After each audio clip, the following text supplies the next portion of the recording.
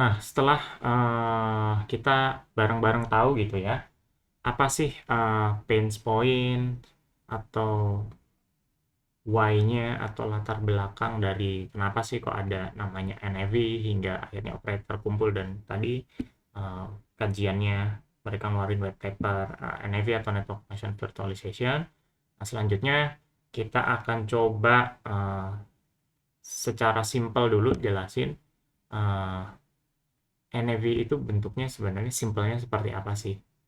Dan walaupun nantinya sebenarnya ada arsitektur standar yang sebaiknya kita ikuti, tapi mungkin supaya lebih mudah dipahami dulu, kita pakai cara yang lebih simpel. Kita masuk ke halaman berikutnya.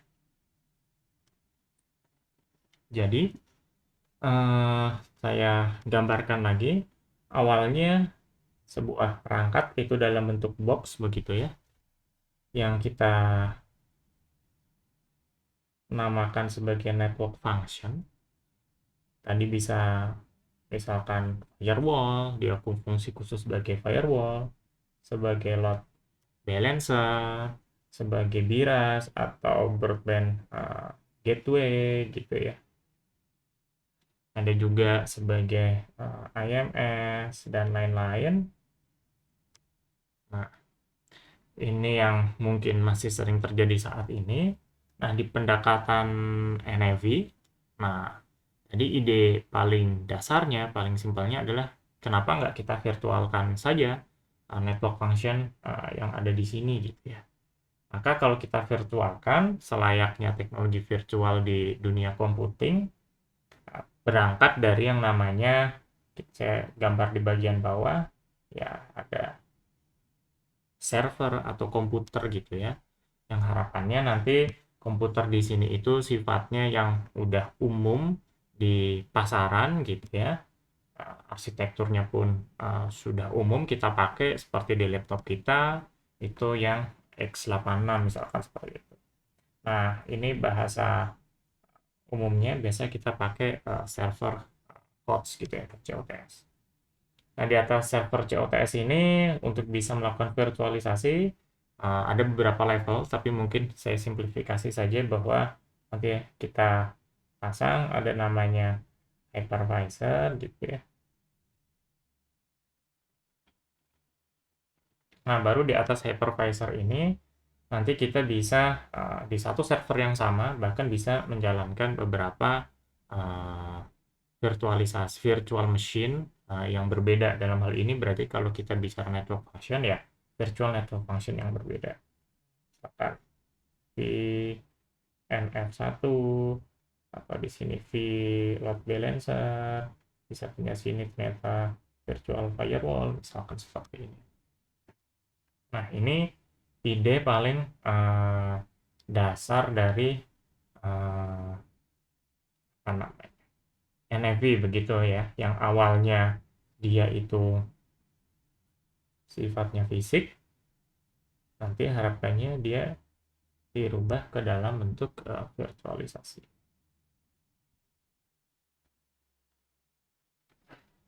Nanti berjalannya waktu kita akan lebih kompleks lagi, tapi mungkin secara sederhana seperti ini dulu. Nah, dengan pendekatan seperti ini, itu diharapkan bisa memberikan pastinya manfaat gitu ya, atau benefit.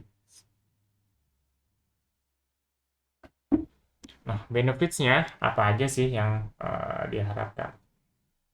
Yang pertama pastinya benefits yang pertama adalah yang berkaitan dengan pain points-nya tadi, yaitu business agility, maka supaya bisa agile gitu ya. Itu maka benefit yang pertama adalah flexibility, atau punya fleksibilitas gitu ya. Flexibility di sisi mana sih sebenarnya? Nah, sesimpel misalkan artinya di sini kalau kita mau deploy sebuah network function, nggak perlu lagi nunggu perangkatnya itu datang gitu ya. Tapi as long as kita punya image atau template dari virtual network function tersebut, kita bisa jalanin di server codes gitu. Dan kalau misalkan ternyata capacity dari servernya ternyata masih belum optimal gitu ya, masih ada yang kosong, spare kosong, kita bisa manfaatkan juga untuk virtual network function yang lain juga gitu. Jadi satu fisik bisa berjalan virtualisasi yang lebih dari satu. Di sisi lain, kalau misalkan sebuah virtual network function ini ternyata sudah tidak digunakan, kita bisa swap secara virtual dengan virtual network function yang lain. Nggak perlu lagi kita lakukan swapping secara fisik seperti itu.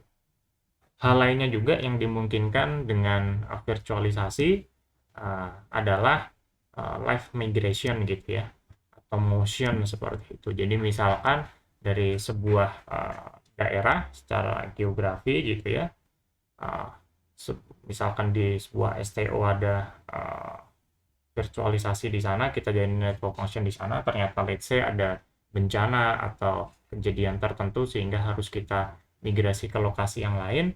Dan dengan pendekatan virtualisasi nggak perlu kan perangkat fisiknya yang kita pindah, tapi dari sisi virtualisasinya gitu ya, dan konfigurasi-konfigurasi yang sudah tersimpan di sana, state yang sudah tersimpan di sana, itu bisa kita secara live migration ke lokasi yang lain. Nah, disitulah harapannya secara teknis bisa memberikan yang namanya flexibility.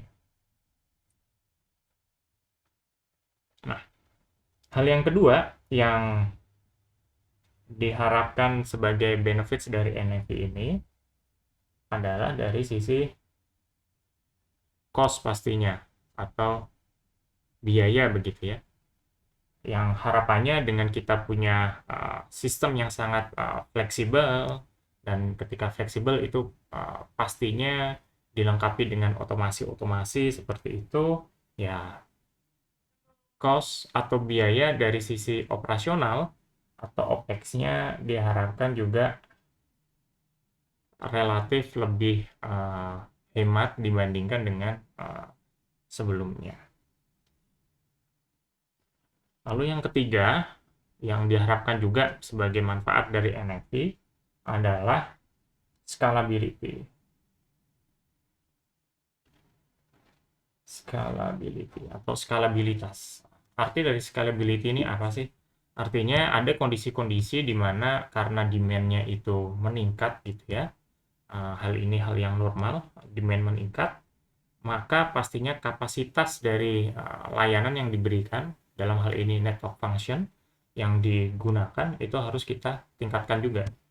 Nah, kalau di yang mungkin saat ini mungkin masih sering berjalan adalah kalau kita misalkan punya satu network function seperti ini, kalau misalkan demand-nya tinggi, maka kita harus upgrade gitu ya. Upgrade secara fisik bisa jadi kita swap dengan perangkat yang lebih besar, misalkan seperti itu. Atau kalau ke namanya computing power, ya computing powernya kita upgrade CPU-nya atau memorinya, storage-nya, dan lain sebagainya. Kita lakukan upgrade, nah tapi benar-benar secara fisik masih dalam single box, kita upgrade gitu ya. Nah, pendekatan ini kita sering dengar sebagai vertical scaling gitu ya. Nah, ini terjadi ketika ya sifatnya masih fisik atau bare metal, fungsi-fungsinya atau perangkatnya. Nah, apa yang terjadi kalau misalkan kita harapannya nanti menggunakan NFV begitu ya. Dengan pendekatan NFV yang awalnya let's say tadi saya gambarkan dalam bentuk codes gitu ya. Hypervisornya ada di sini, lalu selanjutnya di sini ada VNF gitu ya, ada VNF gitu. Nah, ketika misalkan suatu saat itu butuh peningkatan kapasitas, itu dapat dilakukan bukan dengan membesarkan codes yang di sini sehingga VNF-nya kapasitasnya makin besar, tetapi yang dibuat adalah kita tambah servernya seperti itu. Yang mana nantinya ketika kita tambah seperti ini, ada beberapa skenario yang dimungkinkan. Misalkan mohon izin dulu, VNF yang di sini saya hapus dulu. Ini saya hapus saja, anggap saja hypervisor ini sudah nempel di codes-nya gitu ya. Bisa jadi secara cluster, si virtual network function-nya kapasitasnya lebih gede, walaupun secara fisik dia terbagi atau didistribusikan ke dalam beberapa titik yang berbeda. Nah, itu mungkin salah satu jalan. Atau yang saat ini pendekatan yang saat ini sedang jadi bahan kajian atau riset yang sangat menarik adalah jadi sebuah function itu dijalankan secara kecil-kecil begitu ya. Nah, namun nantinya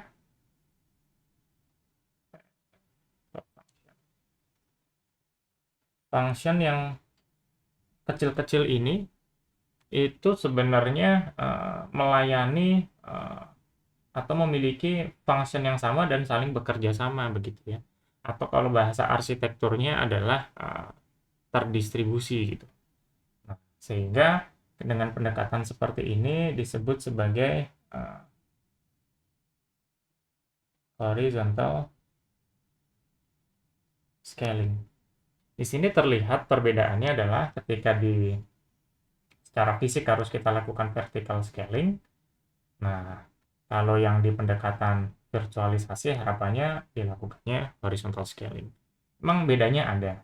Nah, ada bahwa kalau secara vertical scaling terkadang ada titik optimal gitu ya dari sebuah teknologi bisa di-upgrade seperti itu pastinya.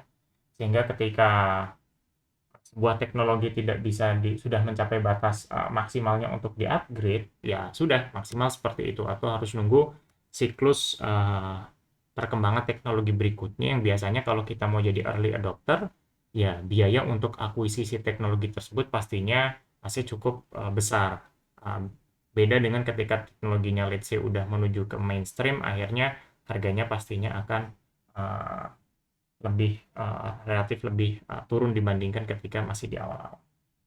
Nah, di sisi lain kalau di horizontal scaling yang ditambahkan adalah bukan upgrade dari servernya, tapi ditambah saja nih server-server secara fisiknya dan nanti secara virtual network function-nya yang akan disebar ke dalam cluster dari server tersebut. Memang untuk bisa sampai titik sini ada banyak hal yang harus dilakukan, namun secara arsitektur, misalkan kalau yang di atas itu kita sebut sebagai saya tulis di bawah gitu ya,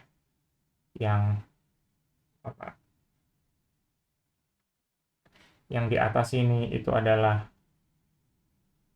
monolitik, itu nanti harus kita rubah menjadi micro services misalkan seperti ini. Atau zaman saat ini ada kata yang lebih hype untuk menjelaskan microservices, misalkan cloud native. Di sisi lain, dari sisi yang lebih spesifik lagi, kalau monolith ini biasanya sifatnya adalah stateful secara desain softwarenya, kita harus rubah menjadi stateless gitu ya, agar bisa terdistribusi agar bisa didistribusikan request-request atau log yang masuk di virtual network function ini. Nah, ini mungkin sampai di sini terkait dengan perubahan dari sisi scalability ketika menggunakan NFV atau Network Function Virtualization, karena ini lebih banyak ke sisi software gitu. Tapi kalau untuk jaringan mungkin kita bahas sampai sisi di titik sini. Nah, ini akan tadi berpengaruh kepada scalability-nya gitu ya. Nah, yang keempat terakhir adalah dari sisi security. Apa sih yang dimaksud benefits dari sisi security ketika memanfaatkan NFV begitu ya? Nah, artinya kalau misalkan di sini sebuah operator telekomunikasi memanfaatkan NFV, harapannya adalah dapat lebih mudah untuk bisa memastikan segregasi atau pemisahan secara security dari satu tenant dengan tenant lainnya. Nah, secara gambaran mungkin supaya terlihat lebih jelas seperti ini. Misalkan kita punya sebuah network function seperti ini.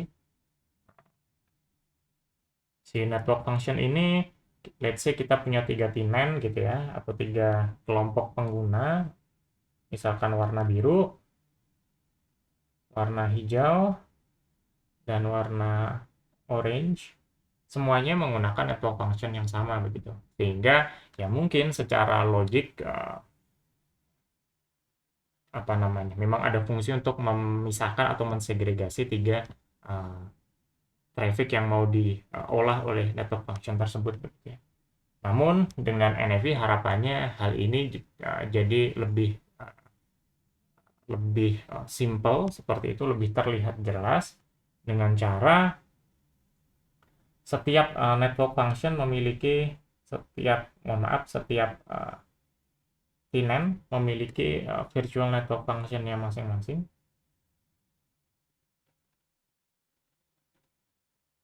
Lalu yang orange juga.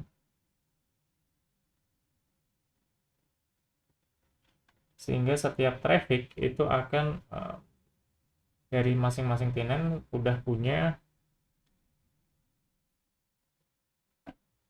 sudah memiliki virtualisasi network function-nya masing-masing.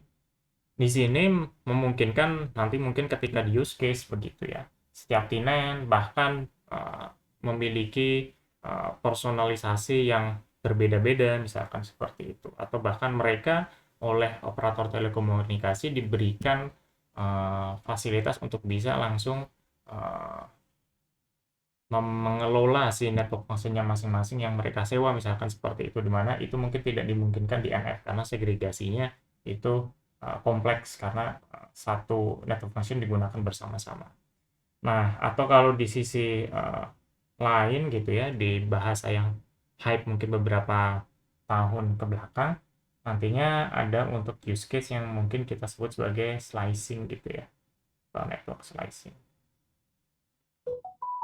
Hal inilah beberapa benefit atau 4 benefit yang mungkin nantinya diharapkan ketika sebuah operator telekomunikasi atau communication service provider itu berhasil menerapkan yang namanya NFV atau Network Function Virtualization.